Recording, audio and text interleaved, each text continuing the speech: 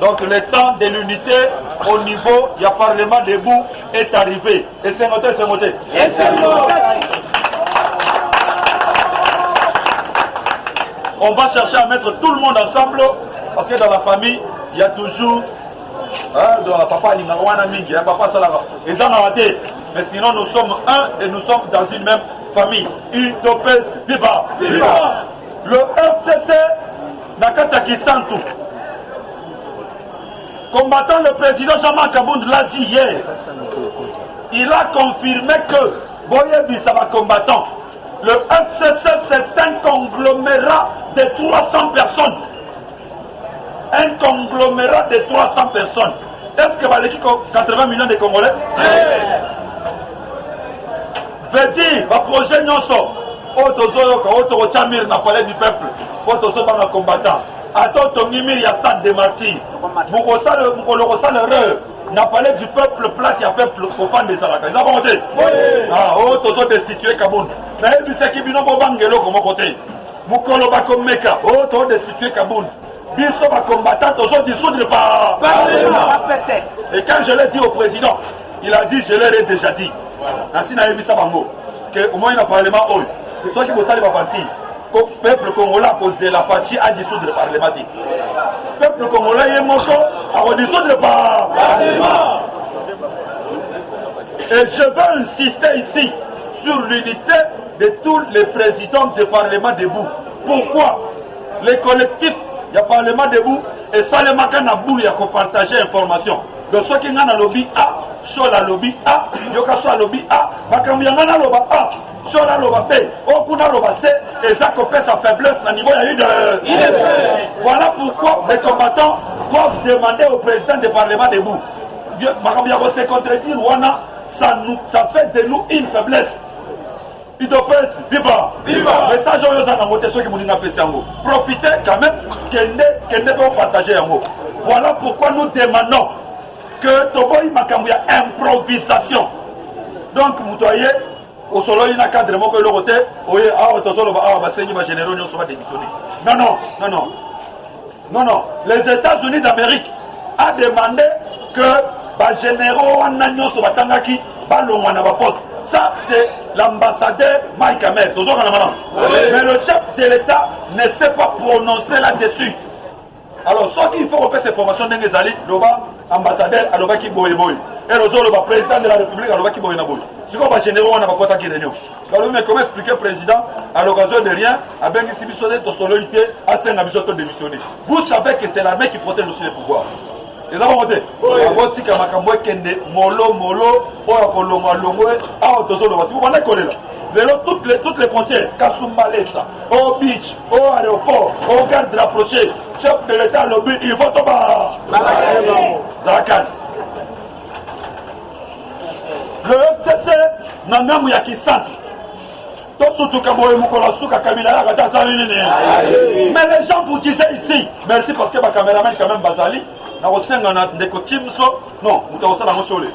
l'état dans la zone là-bas, tu passes devant tous les combattants. Il faut aussi supporter ma caméraman Nabiso. Parce que tu as aidé ma toba ni banda, pas me capé qu'on soit vérité zali. On n'est pas combattant 500, 1200, 300. Attends, les bêtes pour mataboy. Voilà, Udopes, viva! Les gens n'ont pas insisté les locaux. Batu balobaki awa ndenge nini na ndako Kabila. Bakiti ezali na logo ya présidence. Et makambo nyonso Kabila tapis rouge. Et makambo nyonso boy na boy. Awa tozoloba awa. Kabila mukolo wana na kisantu ezalaki jeudi je crois. Lobby na kisantu. Kiti Kabila pandaki. Kiti ya salle de feu. Vous savez, ceux qui ont la Nakabatu, ils ont demandé si ils ont fait les Kabiso, mais eux doivent pouvoir oser. Moi, si je n'ai pas dit, Batini Kabino, Bokende Bongo, Bokende Rosa la bêtise. Ceux qui vont faire la bêtise, allez écapoter, Bakamati va des solutions. Donc, ma proposition à Fayoulou, Batini Bino n'a pas ça. Oh non, nous devons appeler une table ronde. Bon, nous devons faire la réforme institutionnelle. Dans le lobby, il y a une réforme institutionnelle dans Mokoyo. Ah bon? Ah oui, c'est comme Moutoutou. Il faut aller à l'élection Zali. En 2023, il y a sa candidature. Maintenant, c'est confirmé. Jean-Pierre Bemba, attends 2023, attends 2028, attends 2033, attends 2038, attends 2150. Bemba Makambouya, candidat à la présidentielle. Abou! Oh, on va changer la loi. On va changer la loi. Car il y a vu ça, il y a des personnes. Loi, il y a des personnes à pouvoir. Il va changer la loi. Makambouya va changer la loi, les athées. Loi électorale, les acquittants. C'est qu'on a mis ici 3 résolutions majeures. Nangamou Yakisan, 3 résolutions majeures. Selon les indiscrétions. Abi Kabila Gele Bango Nande Wajiboma. Nous voyons Nadaye. Vous voyez que ce qui Félix Tshisekedi, mais nada. Mais maintenant là, chers combattants, vous voyez que ces pays qui sont au Congo. Et dans le tribunal où est-ce que ça les m'a jugé partout de 1997 jusqu'à 2018. Sikoyo, tribunal où on a ekosala musala nango malam. Tribunal où on a ekosala musala kito. Yango toza kosenga na combattants. Toti ka pressé. Les discours importants pour nous de presse, ce n'est pas Bagokama Kabila. Et ça discours n'a pas sauté. Pourquoi tu as distraction? Dans la Paul Kapika, on a eu de presse à Kenda FCC. Le Top Congo et qui pendant qu'on l'interview, na Kisantu, place Makota qui retraite. FCC Bayokani. Mouto Babimisi pour le Banakom FCC, Babimisi Paul Kapika. Paul Kapika Lobby Boy. En 2023, Oyo Kabatunenga Oyo Djembe la Bisso. FCC, Djembe la Bayi de Coste Bassani. Paul Kapika Zolo Baboy. En 2023, peuple a jugé les sous FCCT. Mais peuple a jugé coalition FCCK. C'est ça que vous oubliez, chers combattants. 2023, rapport aux sur FCCT. Bilan aux FCCT. Topola, to gagné, to salamalam, to salamabé, bako jugé des coalitions. Or, le représentant numéro 1, il y a coalition, on a besoin de comme on est Félix Tshisekedi. Voilà pourquoi nous devons éviter la sortie de distraction. Les discours ici, pour que nous ne fassions répondre. Alors, qui n'a pas parce que ça veut dire que je dois remonter jusqu'au temps de Mobutu. Parce que le régime de Mobutu est bon, c'est pas congolais. Et ceux qui ont le but de s'en Mobutu, ça veut dire qu'il y a une opposition. Il y a une société civile. Il y a une la Mouka, la musique, Jean-Pierre Bemba,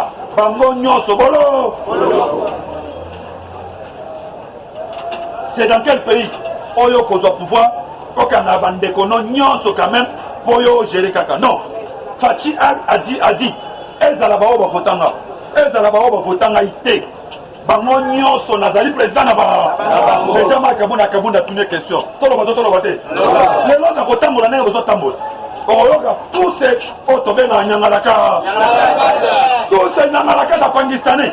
Bazolo Bani. Oh non, président Mazara Bissonyoso. Il n'a pas de commissaire. Toboïté. Azara Bissonyoso. Mais chers combattants, c'est que vous devez vous mettre en tête.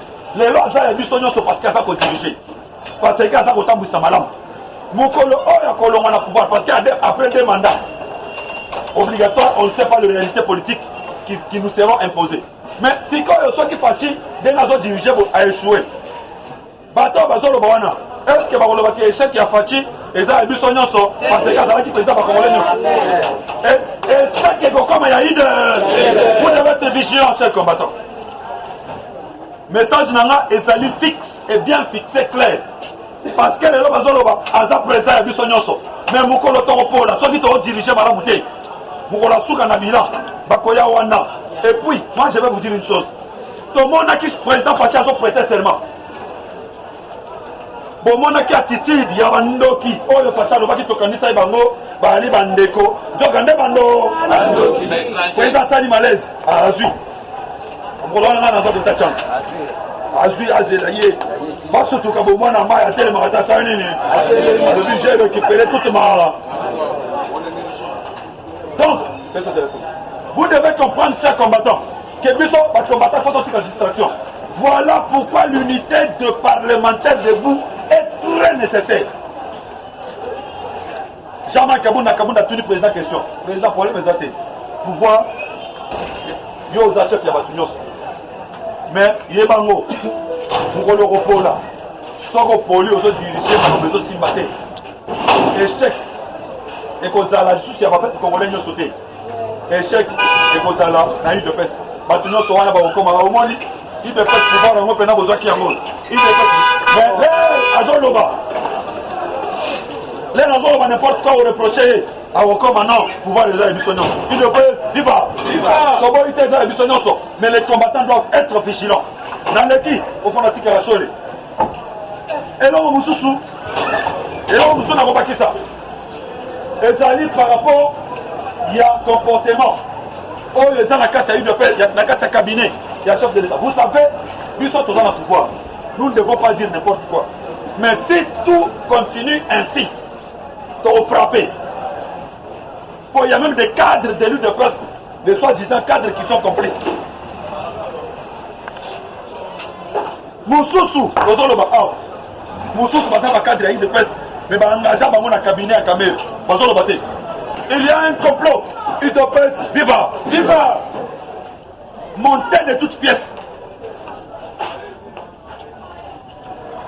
Je vous ai dit que l'UDPS, le pouvoir de Fati, en a bénémi, na Katia, FCC Cash, bénémi Moussoussou Bazali Banda. Na Katia FCC Cash, enlevez dans vos têtes là, que c'est seulement le FCC notre ennemi. Bon, Mikosi. Na Katia FCC, Tozan Nabami, na bénémi. Na Katia Cash, Tozan Nabami, na bénémi. Na Katia Ramouka, Tozan na bénémi. Et je vais seulement vous dire qu'un complot est monté. Parce que vous savez, accord il y a Nairobi et Zawana. Et ça va monter. Nous sommes au lobby, la deuxième signature vient annuler la première.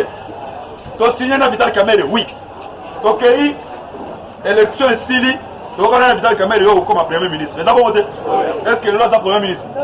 Ça veut dire qu'il y a eu un contrat, un accord signé, un regroupement politique Moussoussou. Oui, ça veut dire que moi je respecter l'accord, il y a Nairobi et Zaté. Maintenant, quand on a signé le deuxième accord avec le FCC, Vital Kamerhe lui-même était là, le directeur du cabinet du chef. Les avons voté. Quand il a accepté qu'on signe avec le FCC, veut dire que oh, il y a Niboso, il y a Nairobi, il y a Nilamarate, ça nini, enlevé dans vos têtes. Mais eux là n'ont pas oublié. Nous les avons infiltrés, même dans leur matinée des mamans, dans leur matinée des jeunes. Ils n'ont pas baissé prise. Si on a un moment, oh yo, ça va combattre. Il y a même des gens qui ont fabriqué des comptes Facebook. Bah, compte Facebook, et ça anonyme. Chaque jour, et ça m'a cambié de presse. Et quand la personne vous parle des statuts de l'UDPS, vous sentez que Moutouana Azana 4 de presse. Ce qu'il y a là-bas, c'est quoi? Comme ils allaient séparer l'UDPS avec le chef de l'État. Kokabola, ma cadre de presse, à l'occurrence, Jean-Marc Kabunda et Augustin Kabouya, Kokabola, Bamona Fati. Boyoka qui arrive magie. Oh, il y a Béret Rouge. Babatu na Lobaki à l'Obénin. Fati a ça la locola Kabila. Kabila, là, Katana Bama Koufaki, a ça la parti politique naïe. C'est ça les soucis. Fati a ça la parti politique na. Comme Ezala Kinini. Batoubaye Baki. Ezala Nakatsa Cash. Ezala Nakatsa FCC. Batoubaye Baki que IDPS soit du pouvoir. Batunyo se va de Kouroué, la Babissa, la Banini, IDPS c'est beaucoup. Mais l'air va sentir que après le premier monsieur de la ville, de la RDC, le monsieur le plus populaire, il s'appelle Félix Tshisekedi. Le deuxième citoyen congolais, le plus populaire, nous l'avons prouvé devant la face du monde, s'appelle Jean-Marc Kabunda. Pour votre information, c'est exactement lui, non. Chef Arabi, il va venir au Satané. Bakanisa qui n'a pas de comment va mourir ne fait pas guérir. Avec ce que tu as nassé, c'est là je reçois pas mais qui nous sous-aller. Viva. Nous les combattants de l'UDPS, en dehors il y a Misala Otoza Koluka. Parce que ça qu'on connaît ndam. Mais tous à la vigilance pour nous conserver le pouvoir. On a ni, imaginez-vous, après ces 5 ans, celui qui peut perdre le pouvoir, tous au moins sont connus. On est dans une musique autorisée à 48 ans, tous 70 ans pour nous rejoindre le pouvoir. Eshima, votre magazine qui bat au rythme de l'actualité. Une réponse à vos besoins en information, un éclairage dans divers domaines. Impartial, documenté, instructif. Eshima au cœur de l'info. Retrouvez la nouvelle édition. Exclusivité. Sakombi Molendo, le réformiste qui vient stopper l'hémorragie, suspension des fonctionnaires peu intègre, numérisation des titres fonciers et climat de confiance avec les collaborateurs, le nouveau gestionnaire des terres congolaises fixe les nouvelles règles de jeu. Focus, Lambert Mindi, Omalanga, le souverainisme comme un dogme. Redressement délaissé, Tomaluaka Losenjola, l'homme de la situation.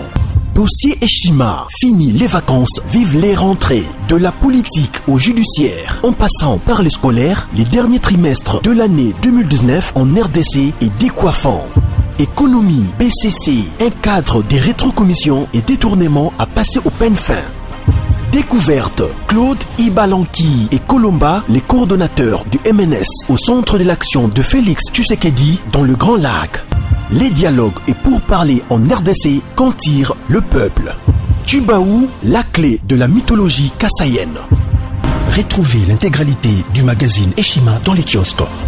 Eshima Magazine, un nouveau standard d'information.